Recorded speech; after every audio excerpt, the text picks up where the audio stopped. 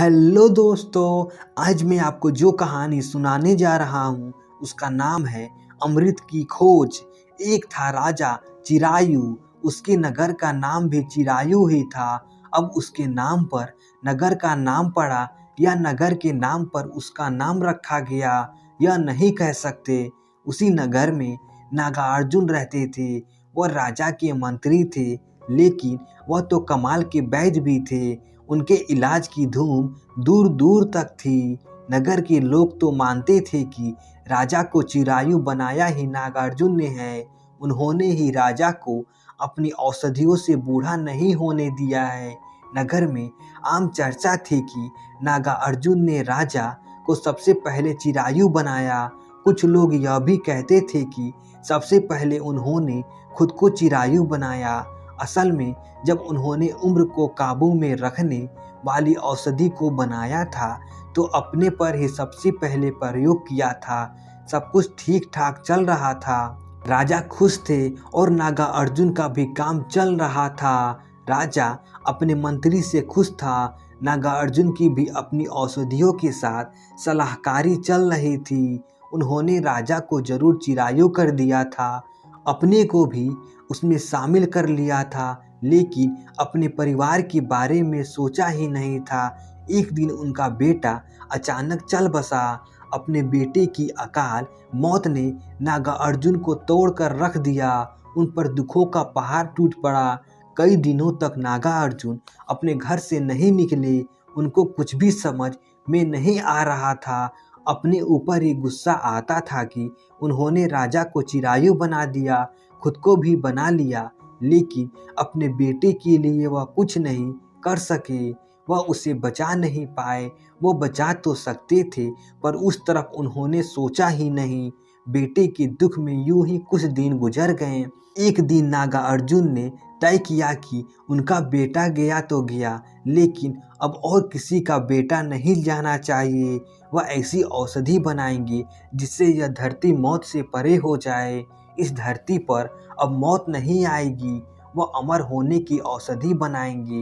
अब तक उन्होंने खास लोगों के लिए वह काम किया था, अब आम लोगों के लिए भी यह काम करेंगे।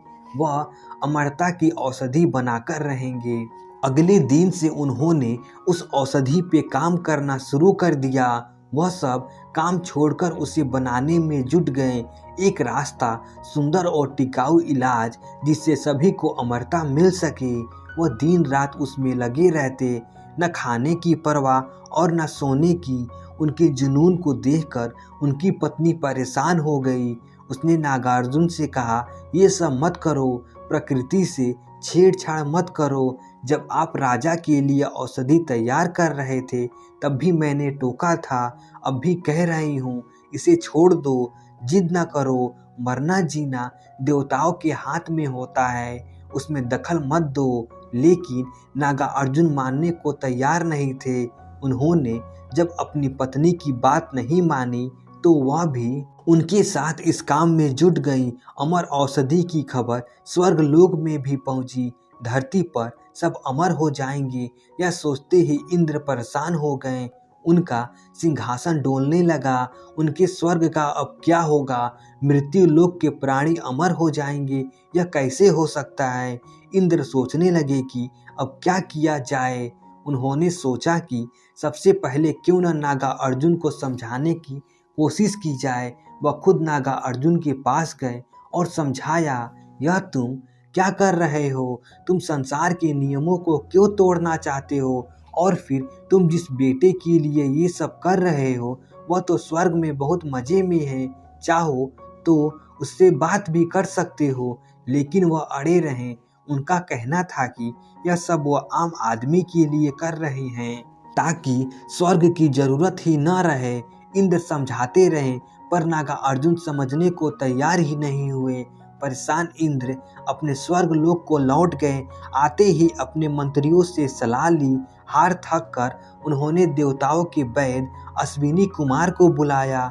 अश्विनी कुमार ने भी नागार्जुन को खूब समझाया। उनसे कहा, संसार को उलट पुलट करने की कोशिश मत करो, उससे किसी भी किस्म की छेड़छाड़ ठीक नहीं है। और देवराज तुम्हें शाप भी देंगे तो तुम बेकार में फंस जाओगे। यहाँ का जन्म बेकार जाएगा और परलोक भी बर्बाद हो जाएगा। लेकिन नागा अर्जुन तो कुछ सुनने को भी तैयार नहीं थे। अश्वनी कुमार भी मायूस होकर लौट गए। औषधि की तैयारी जोर शोर से चल रही थी। बस एक जड़ी बूटी उसमें मिलानी बाकी रह गई थी। एक शाम वह जड़ी बूटी भी मिल गई। खुशी में पागल से हो गए थे नागार्जुन। वह भागकर घर पहुंचे और मिल गई चिल्लाने लगे। अपने पति को इतना खुश देख उनकी पत्नी की आंखों में आंसू आ गए। उसे याद ही नहीं आ रहा था कि इससे पहले कब नागार्जुन इतने खुश हुए थे। अपने पति की खुशी में खुश थी वह, लेकिन उसके भीतर कुछ चल रहा था। कुछ समय बाद नागार्जुन ने उसे महसूस किया। उन्होंने पत्नी से कहा, तुम्हें शायद उतनी खुशी नहीं हो रही है। पत्नी ने कहा, नहीं तो। लेकिन तब तक उनकी खुशी की खुमारी उतर चुकी थी। उन्होंने पत्नी से पूछा, अच्छा तुम क्या चाहती हो? पत्नी ने कहा, एक बार और सोच लो। नागार्जुन को गुस्सा आ गया। कुछ कहना चाहते थे लेकिन कहा नहीं। फिर वह तेजी से अपने घर के पिछवाड़े चले गए। वहीं औषधि पर काम चल रहा था। आखिर ही जड़ी बूटी उन्होंने मिला दी। उनका चेहरा चमक उठा। मंजिल पाने से चमक उठने वाला चेहरा। वह उठे और देर तक उसे देखते रहे।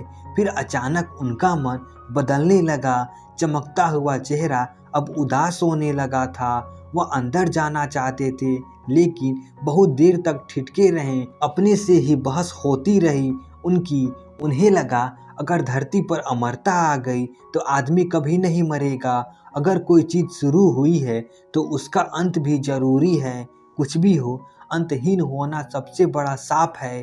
पत्नी ने बाहर आकर परेशान पति को देखा। तब तक नागार्जुन के मन की तमाम उधेड़ बुन खत्म हो गई थी।